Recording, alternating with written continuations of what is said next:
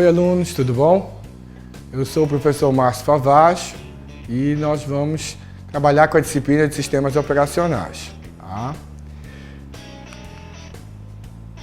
Na aula passada nós paramos na parte em que nós estávamos classificando sistemas operacionais. Então, fazendo só um resgate um pouquinho, nós vimos que os sistemas operacionais se dividiam em três classes, que eram os sistemas monoprogramáveis ou monotarefa, sistemas multiprogramáveis ou multitarefa e sistemas com múltiplos processadores. Agora, nós vamos fazer um pouquinho mais dessa classificação. Vamos começar pelos sistemas multiprogramáveis. O sistema monoprogramável ele não tem uma subclassificação, mas os sistemas multiprogramáveis já têm uma certa subclassificação, que eles vão se dividir em sistemas em batch, em sistemas de tempo compartilhado e em sistemas de tempo real. Tá? Esses três vão ser precursores dos sistemas multiprogramáveis. Vamos ver cada um deles.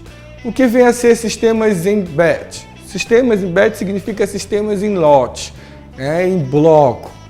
Eles foram os primeiros sistemas operacionais a serem implementados, foi por volta da década de 1960, e a sua execução era realizada através de cartões perfurados e armazenados em disco ou fita DAT, ou fita, que a gente possa fazer uma analogia, aquelas nossas fitas de videocassete que nós tínhamos anteriormente. Esses eram uns sistemas em batch. Eles trabalhavam a execução de todas as atividades em bloco, em uma sequência de lotes, em que cada um continuava dependendo da finalização do outro. Tá? Esse processamento tem como característica de não exigir a interação com o usuário e aplicação. Tá? Todas as entradas e saídas eram implementadas de algum tipo, de uma forma de uma memória secundária e através dos arquivos em disco, ou como eu tinha falado anteriormente, através de uma sequência de cartões perfurados. Então, era colocado dentro da sua estrutura vários cartões perfurados, ele fazia a leitura da sequência de 1 a 20, de 1 a 1000, mas ele executava um por vez, como se fosse uma contagem. Tá? Se desse algum problema em nenhuma dessas estruturas, desse um problema na estrutura 100, retornava novamente a leitura desde o 100 até o próximo cartão perfurado que for acionado. Bom, sistemas de tempo compartilhado. O que vem a ser os sistemas de tempo compartilhado? O próprio nome a gente consegue ter uma definição melhor. O sistema operacional ele vai pegar o tempo e compartilhar cada esse intervalo de tempo ou este tempo de acordo com suas demandas, de acordo com suas necessidades. Então, são chamados de time share, permitem que diversos programas ou tarefas sejam executados a partir da divisão do tempo para que o processador consiga auxiliá-los e executá-los. De que forma? Essa divisão de tempo tem pequenas fatias e pequenos intervalos de tempo, que são chamados de fatia do tempo. Cada fatia desse tempo, de acordo que se não for suficiente para aquele programa ou para aquele processo para ser executado, o sistema operacional faz uma recondução do tempo para que aquele processo, aquela aplicação consiga ser executado. Então ele finaliza aquele tempo, não deu certo, não finalizou a tarefa, o processo, ele monta um novo tempo, uma nova fatia de tempo e coloca ele no final da fila novamente, mas porém com um tempo maior, uma fatia de tempo maior. Tá? E assim ele vai fazendo a execução e o gerenciamento desse tempo para que o processador consiga fazer todas as suas execuções de processos e programas que o usuário ou o próprio sistema está solicitando. E os sistemas de tempo real? Também, pelo nome, a gente tem uma definição do que é. Os sistemas que executam no tempo real da nossa ação. para nós usuários, né, parece que é imediatamente, instantaneamente. É um sistema que está me respondendo na mesma hora, no exato tempo que eu solicitei. Porém, né, na verdade não é isso. Tem uma fração de segundos aí de intervalo entre a sua solicitação, o gerenciamento pelo sistema e a execução do seu processo, da sua aplicação. Então eles são chamados, conhecidos por real-time, né, pela tradução em inglês, são implementados de forma semelhante aos sistemas de tempo compartilhado que nós vimos no slide passado. A diferença entre os dois é que o tempo exigido no processamento das aplicações é instantâneo, naquele exato, o menor tempo possível de execução e de resposta é o que vai ser o tempo real. Nos sistemas de tempo compartilhado, o tempo do processamento pode variar de acordo com a execução do programa ou do processo, mas não compromete a aplicação. Enquanto no real-time, o tempo de processamento deve obedecer os limites rígidos. Caso contrário, o sistema não vai ocorrer problemas que vai ser irreparável. Exemplo, então se você está dentro você vai no caixa eletrônico, sacar um dinheiro da sua conta, né? No exato momento que você faz o saque, ele tem que fazer a baixa daquele valor na sua conta. Porque senão, se ele não fizer isso, ele vai dar erro, né? Você sacou R$100, você vai anda mais uns 10 minutinhos para um outro caixa e saca mais R$100. Não tem condições, se você só tinha R$100. Então, o sistema de tempo real ele tem que ser na mesma ação, a execução e a resposta tem que ser de imediato, no mesmo tempo, para que a gente realmente tenha um sistema coeso. Exemplo também, a gente vai comprar uma passagem de avião, né? E tem uma quantidade de passagens, né, de poltronas. A pessoa, quantas vezes a gente ia comprando, ele não desce baixa, então ele estava vendendo cada vez mais, né, e não tendo capacidade para levar todo mundo naquele exato momento. Então, da feita que é efetiva a venda, né, a passagem é comprada, ele já tem que fazer a diminuição da quantidade, né, de vagas naquele voo para que faça realmente a gestão maior. Então esse é um sistema como exemplo de tempo real. Agora vem os sistemas com múltiplos processadores. O próprio nome também diz, é um computador, é um sistema que possui mais de um processador. E esse mais de um de processador faz com que a gente tenha uma melhor performance da máquina, uma melhor performance do sistema na resposta em que a ação vai ser executada ou o programa ou a aplicação necessitou daquela tarefa.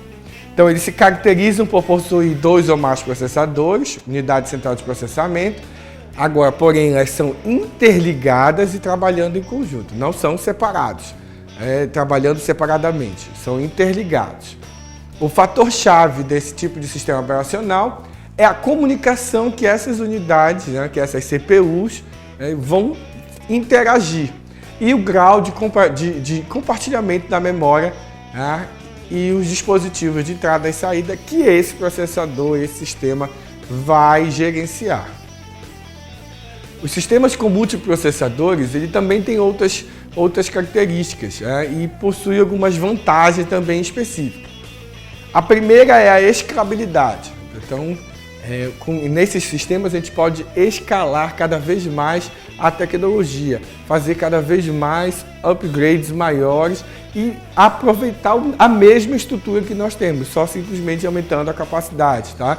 Então é a capacidade de ampliar o poder computacional apenas adicionando novos processadores, novas memórias e assim sucessivamente.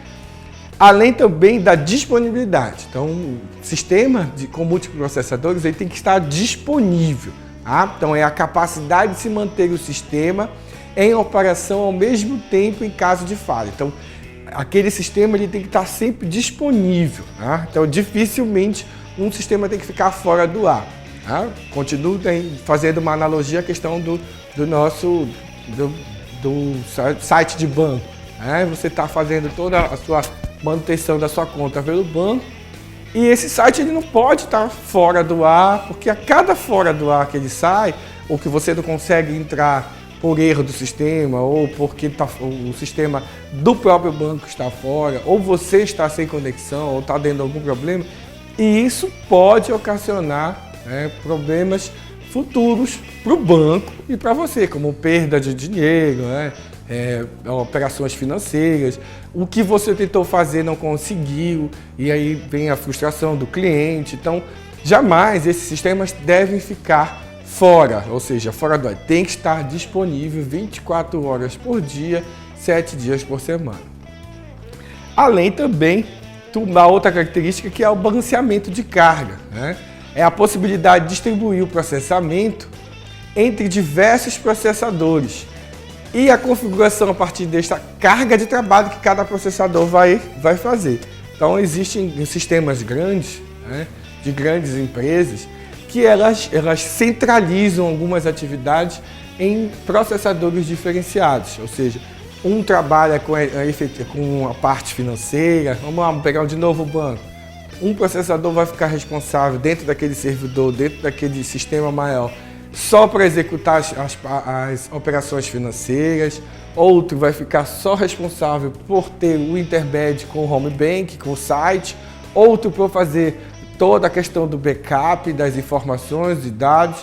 Então, isso vai ter com que a gente não centralize, já que eu tenho vários processadores, então eu não preciso centralizar todas as ações apenas em um. Então, eu consigo balancear, dividir, se for 2, 50% das atividades para cada um, se for 3, a gente vai dividindo a mesma coisa, tá?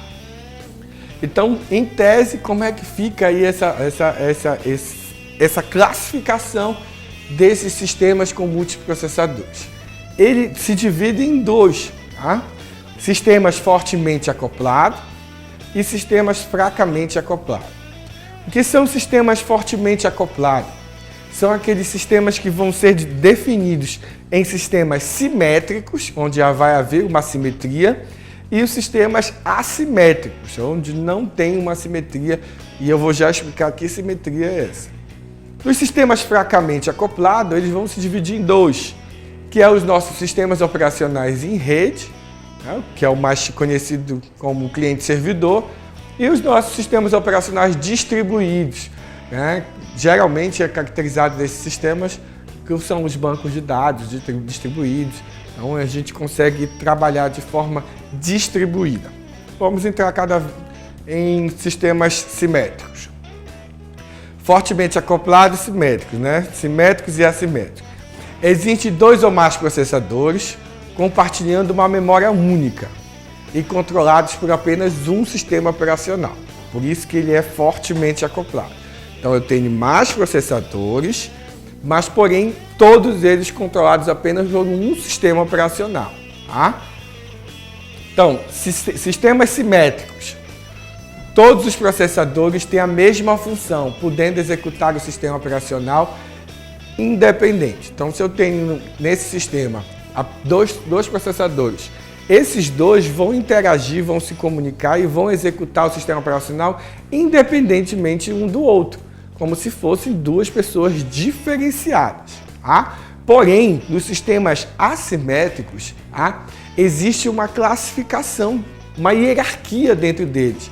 Eu vou ter um processador que vai ser primário e os outros 2, ou mais 1, ou 2, 3, quantos forem, vão ser os processadores secundários, onde esses que querem fazer ou executar alguma coisa, eles vão solicitar permissão ao processador primário, que é o manda-chuva, dentro dessa estrutura desses sistemas assimétricos. Então, são processadores primários, responsáveis pelo controle dos demais processadores secundários e pela execução do próprio sistema operacional. Neste caso, os processadores não executam independentemente o sistema operacional. Só um, que é o primário, ele vai executar o sistema operacional. E o fracamente acoplado?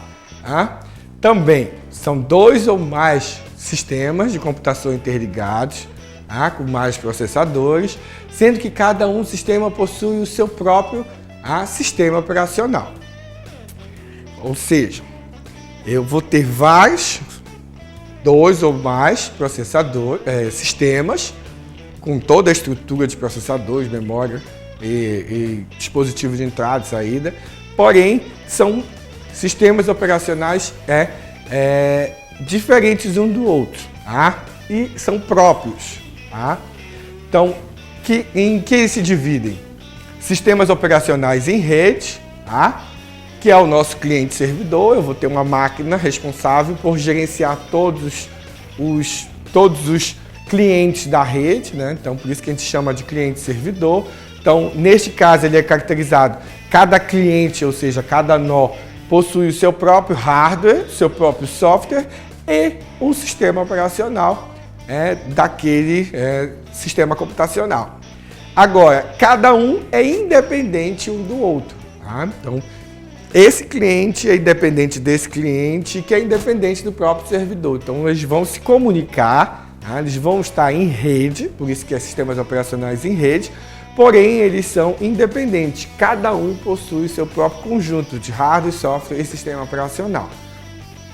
Os sistemas operacionais distribuídos, o próprio nome está dizendo, então eles vão ser operacionais, porém eles vão estar distribuídos em máquinas e ou aplicações diferenciais. Então, para o usuário e suas aplicações, é como se não estivesse ou não tivesse nenhuma rede por trás ou, daquela execução daquele sistema, tá? Mas sim em um único sistema centralizado. Vamos então dar um exemplo aí. Então a gente pode ter o sistema de uma empresa de automóveis, né? Vamos lá, Volkswagen, Ford, qualquer um. Então, quando você compra o seu carro, comprou em Belém, tudo bonitinho, porém, quando você vai comprar a peça, essa peça e essa reposição de peça, ela não está exclusivamente em Belém. Ela está dentro de uma outra empresa ou de um outro fornecedor que é ligado à fábrica e ele trabalha com o mesmo sistema de pedido, de chamada, de cobrança. Porém, não é da mesma empresa, não é da mesmo dono da fábrica. Mas ele trabalha num sistema distribuído de aplicações e toda vez que aquele vendedor faz o pedido de alguma determinada peça, aquele pedido é startado uma outra empresa que trabalha interligado junto com ele. Então é uma distribuição dentro dessas atividades. E aí podemos ter que nós temos um sistema operacional distribuído.